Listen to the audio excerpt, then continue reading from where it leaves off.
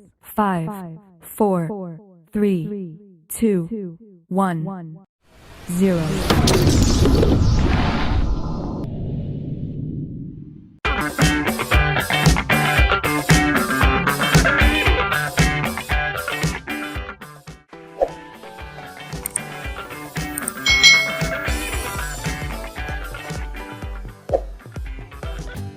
Hai, selamat datang di channel YouTube Kak Citra. Apa kabar adik-adik semuanya? Kak Citra berharap kalian dalam keadaan yang baik, sehat, dan siap untuk belajar. Hari ini kita akan belajar bersama-sama untuk mata pelajaran tematik kelas 4. Kita belajar di tema 7, indahnya keragaman di negeriku. Subtema yang baru nih, subtema 2, indahnya keragaman budaya negeriku, pembelajaran yang pertama. Mari adik-adik kita belajar dengan penuh semangat ya. Kamu telah mengetahui bahwa di Indonesia terdapat beragam suku bangsa. Keragaman suku bangsa mengakibatkan adanya keragaman budaya, termasuk cara hidup sehari-hari. Di sini kita akan belajar tentang orang Kanekes, si suku Baduy. Nah, di salah satu suku yang ada di Indonesia adalah suku Baduy. Banten merupakan sebuah provinsi di Pulau Jawa bagian barat. Nah, Provinsi Banten ini memiliki kekayaan alam dengan pemandangan indah termasuk pegunungan dan pantai. Di Pegunungan Kendeng ya, dengan ketinggian 600 meter dari permukaan air laut, tinggal masyarakat adat yang biasa kita sebut dengan suku Baduy. Namun masyarakat suku Baduy lebih senang menyebut diri mereka orang Kanekes. Dalam bahasa Sunda, orang itu berarti orang. Masyarakat Kanekes ini dibagi menjadi dua kelompok, yaitu Tangtu dan Panamping. Nah, kelompok Tangtu itu dikenal sebagai Kanekes dalam atau Baduy dalam. Sebaliknya, kelompok Panamping itu dikenal sebagai Kanekes luar atau suku Baduy luar. Ini adalah gambar dari suku Baduy ya adik-adik, dan ini adalah kampung Baduy. Kelompok Kanekes dalam atau Baduy dalam itu tinggal di 3 desa, yaitu Cikertawana, Cikeusik, dan Cibeo. Nah, masyarakat Kanekes dalam masih sangat teguh dalam memegang tradisi. Mereka itu tidak menggunakan alat-alat elektronika adik-adik, dan tidak menggunakan alas kaki seperti ini, tidak memakai sendal atau sepatu, tidak menggunakan kendaraan sebagai alat transportasi, serta mengenakan pakaian adat yang ditenun dan dijahit sendiri. Mereka menganut kepercayaan tradisional namanya Sunda Wiwitan dan dipimpin oleh seorang puun. Nah, puun ini juga berkedudukan sebagai pemimpin masyarakat Kanekes dalam atau suku Baduy dalam. Kelompok Panamping itu sedikit berbeda dari masyarakat Kanekes dalam. Nah, kelompok Panamping ini adalah Baduy luar adik-adik. Masyarakat Kanekes luar atau Baduy luar ini telah mengenal teknologi dan alat elektronik. Mereka juga mengenakan pakaian modern.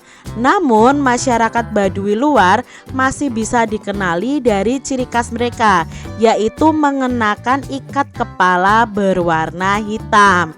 Itu tadi perbedaan dari suku Baduy dalam dan suku Baduy luar. Adik-adik, adakah kesamaan cara hidup suku bangsa Baduy dengan suku bangsamu? Jika ada, dalam hal apa? Jika berbeda, apa perbedaannya? Nah, mungkin perbedaannya dengan suku Baduy dalam ya. Kalau sukunya Kak Citra itu kan suku Jawa. Suku Jawa itu sudah mengenal barang-barang elektronik, sudah memakai alat transportasi ya, terus kemana-mana memakai alas kaki. Berbeda dengan suku Baduy dalam tadi ya, yang tidak mengenal alat elektronik. Mereka tidak memakai alat transportasi dan mereka itu tidak memakai alas kaki. Nah, mungkin itu perbedaannya. Untuk kesamaannya mungkin sama-sama ini ya adik-adik ya, sama-sama junjung tinggi tradisi ya. Kalau di Jawa tradisinya di tempat Kak Citra itu masih menjunjung tradisi. Misalnya ada namanya kalau di Jawa itu ada bancaan atau syukuran ya. Lalu kalau di Baduy tadi ya juga menjunjung tradisinya. Mungkin ada persamaannya seperti itu. Adik-adik, adakah kata sulit yang kalian temukan pada bacaan tadi? Kalau ada, kalian bisa tuliskan dan mencari artinya. Contohnya kalian bisa buat tabel seperti ini tentang kata sulit. Misalnya ada kata tradisi. Tradisi itu menurut Kamus Besar Bahasa Indonesia adalah kebiasaan turun-temurun yang masih dijalankan oleh masyarakat. Lalu tadi ada kata alat elektronik ya. Nah, alat elektronik ini artinya adalah alat yang bekerja yang menggunakan listrik. Lalu ada alat transportasi, itu alat atau kendaraan untuk mengangkut atau untuk pengangkutan. Lalu tadi ada kata teknologi. Nah, teknologi itu sarana untuk menyediakan barang-barang yang diperlukan bagi kelangsungan dan kenyamanan hidup manusia. Tadi dalam bacaan juga ada pakaian adat. Pakaian adat itu pakaian yang menunjukkan identitas yang biasanya dikaitkan dengan wilayah geografisnya. Tadi kan pakaian adatnya orang Baduy itu biasanya memakai ikat kepala, lalu mereka itu memakai kain tenun yang mereka jahit sendiri seperti itu. Tuliskan pokok pikiran dari setiap paragraf pada teks Urang Kanekes si suku Baduy. Nah, di sini Kak Citra menentukan pokok pikiran dari masing-masing paragraf yang ada. Itu biasanya pokok pikiran bisa di awal paragraf atau di akhir paragraf. Contohnya di paragraf pertama itu pokok pikirannya adalah di Pegunungan Kendeng tinggal masyarakat suku Baduy atau yang disebut dengan Urang Kanekes. Nah, di paragraf kedua masyarakat Kanekes itu terbagi ke dalam dua kelompok, yaitu Tangtu dan Panamping, dalam dan luar tadi adik-adik. Yang paragraf ketiga itu menjelaskan tentang masyarakat Kanekes dalam atau kelompok Tangtu itu masih sangat teguh dalam memegang tradisi. Yang keempat, paragraf keempat itu masyarakat Kanekes luar atau kelompok Panamping itu sudah mengenal teknologi dan alat-alat elektronik. Itu pokok pikiran dari masing-masing paragraf dalam bacaan tadi. Nah, dari teks Urang Kanekes si suku Baduy, kamu mengetahui budaya suku Baduy. Adakah kesamaan budaya suku Baduy dengan budaya suku bangsamu? Mungkin ada ya adik-adik ya. Ada persamaannya apa? Oh, misalnya kita itu masih kadang menggunakan pakaian-pakaian adat kita. Itu kan tadi suku Baduy juga masih memakai pakaian adat mereka ya, memakai kain tenun hasil jahitan mereka. Nah, budaya setiap suku bangsa itu mungkin memiliki beberapa persamaan dan mungkin pula memiliki perbedaan. Jika kita amati lagi dari teks Urang Kanekes si suku Baduy, ada sedikit perbedaan budaya suku Baduy luar dan suku Baduy dalam. Kalau masyarakat suku Baduy luar itu sudah biasa menggunakan alat elektronik. Sebaliknya, masyarakat suku Baduy dalam tidak boleh atau bahkan mereka belum mengenal penggunaan alat elektronik. Dalam kehidupan sehari-hari kita telah terbiasa ya adik-adik, bahkan mungkin tergantung pada alat-alat elektronik. Misalnya televisi, handphone ya, lalu kulkas. Banyak sekali alat-alat elektronik di sekitar kita yang membantu kehidupan kita. Lakukan kegiatan ini di dalam kelas atau di rumah kalian adik-adik. Nanti kita akan berhubungan dengan alat elektronik itu membutuhkan listrik. Nah, kita akan belajar ini nih.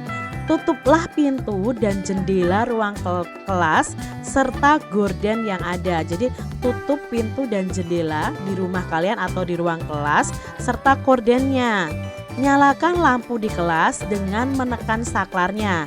Bagaimana kondisi ruangan kelas? Pasti terang ya adik-adik ya. Lalu padamkan lampunya dengan menekan saklar. Bagaimana keadaan di dalam ruang kelas? Atau di dalam ruangan? Ya pasti gelap adik-adik.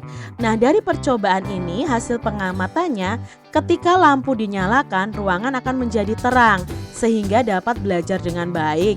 Sedangkan saat lampu dimatikan ruangan akan menjadi gelap. ternyata kehidupan sehari-hari kita itu sangat tergantung pada alat-alat elektronik. Adik-adik, apa yang menyebabkan lampu tadi menyala? Nah, lampu itu menyala karena adanya aliran arus listrik. Lalu, apa yang menyebabkan lampu tadi tidak menyala atau mati? Nah, kalau kita tekan saklarnya kan otomatis aliran arus listriknya itu terputus. Jadi lampunya tidak akan menyala karena tadi aliran arus listriknya itu diputus atau terputus. Nah, lampu dapat menyala karena ada aliran listrik.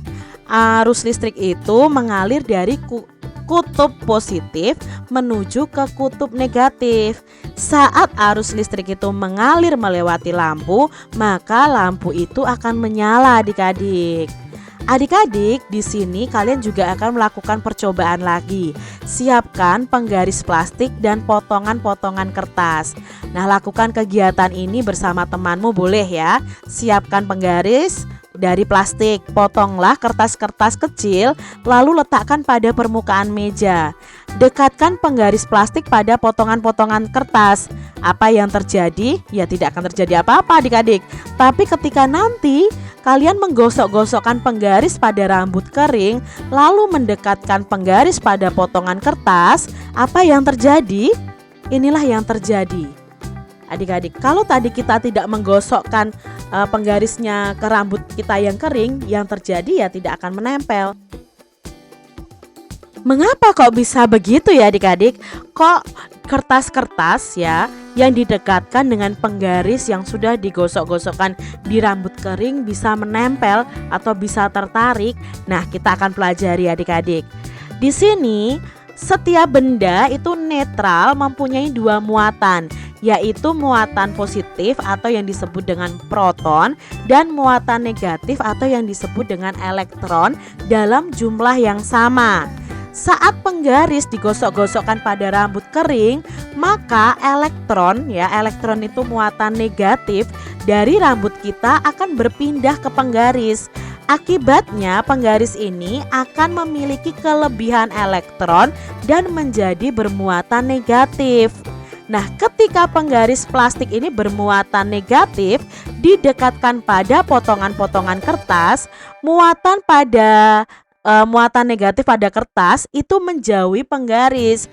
Jadi sisi kertas yang dekat dengan penggaris menjadi bermuatan positif, sehingga potongan-potongan kertas ini akan tertarik oleh penggaris plastik tersebut.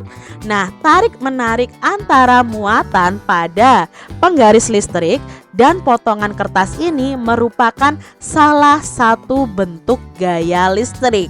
Pada pembelajaran sebelumnya kita sudah mengetahui apa pengertian gaya. Gaya itu adalah tarikan atau dorongan. Nah, di sini ada tarik-menarik antara muatan positif dan muatan negatif pada listrik, sehingga ini disebut dengan gaya listrik.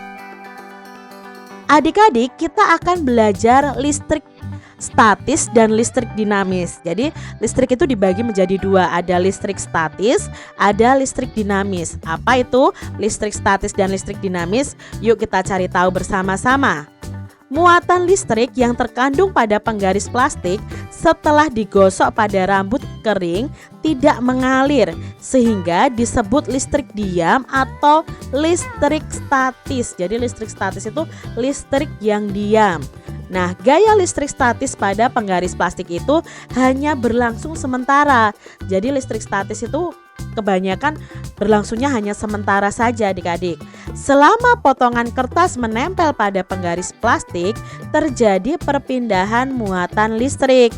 Setelah muatan listrik pada potongan kertas dan penggaris plastik sama, kedua benda itu akan saling menolak dan melepaskan diri. Jadi melekatnya kertas ini tidak akan lama adik-adik. Akibatnya potongan-potongan kertas akan terlepas dari penggaris plastik. Itu tadi ilustrasi tentang listrik statis. Nah, sekarang kalau listrik dinamis ya. Nah, pada listrik dinamis itu terjadi aliran muatan listrik. listrik dinamis dapat diamati dalam kegiatan mematikan dan menyalakan lampu dengan menekan saklar. Saat saklar ditekan dan lampu menyala, artinya pada saat itu terjadi aliran listrik. Sebaliknya, saat saklar ditekan dan lampu mati, artinya tidak terjadi aliran listrik. Itu tadi pengertian dari listrik dinamis, perbedaannya dengan listrik statis adik-adik. Nah, listrik statis adalah listrik yang tidak mengalir atau listrik yang diam dan perpindahan arusnya itu terbatas, sifatnya sangat sementara. Sedangkan listrik dinamis itu adalah listrik yang bergerak atau mengalir.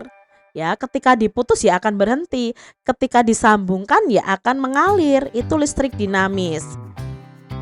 Carilah contoh lain yang menunjukkan gejala listrik statis. Nah, listrik statis tadi kan listrik diam ya adik-adik ya, yang tidak mengalir. Contohnya apa saja? Misalnya terbentuknya petir saat hujan. Lalu gosokan kain sutra dengan kaca. Nah, gosokan kain sutra dengan kaca ini juga akan bisa merekatkan kertas-kertas adik-adik, potongan-potongan kertas. Lalu gosokan batang plastik dengan kain wol. Itu hampir sama dengan penggaris dan kertas ini. Lalu tangan didekatkan dengan layar televisi. Rasanya itu seperti apa ya adik-adik ya? Kayak kita tersetrum sebentar begitu ya. Itu sebenarnya listrik statis. Lalu saat menyisir rambut itu akan terbawa berdiri sendiri seiring dengan gerakan sisir. Itu juga termasuk listrik statis. Lalu debu yang menempel di layar televisi ya, biasanya paling gampang debu itu melayar di layar televisi itu ya karena adanya listrik statis dari TV-nya itu adik-adik ya. Tapi itu sifatnya hanya sementara. Lalu tadi contoh yang Kak Citra sebutkan tadi tentang penggaris yang digosok-gosokkan ke rambut atau ke tangan yang kering, itu akan menarik potongan kertas kecil. Nah, itu tadi contoh dari listrik statis yang ada di sekitar kita. Demikian tadi adik-adik pembahasan kita di tema 7, subtema 2, pembelajaran yang pertama. Semoga video pembelajaran ini bermanfaat untuk adik-adik semuanya. Dan sampai jumpa lagi di video pembelajaran Kak Citra selanjutnya. Tuhan memberkati. Jangan lupa tekan tombol subscribe, lalu tekan loncengnya, tekan juga tombol like, lalu share ke media sosial kalian. Jangan lupa untuk ikuti media sosial Kak Citra. Terima kasih.